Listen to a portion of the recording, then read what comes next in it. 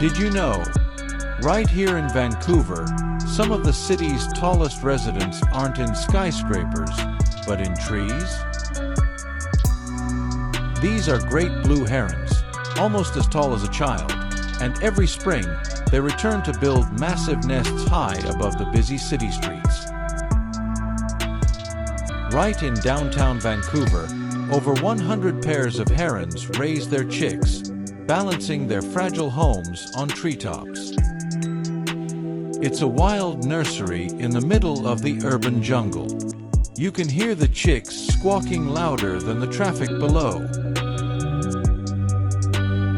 The great blue herons have made Vancouver their city too, reminding us that even in the heart of downtown, nature always finds a way. Vancouver's secret skyscraper, the Heron Colony. Would you visit them?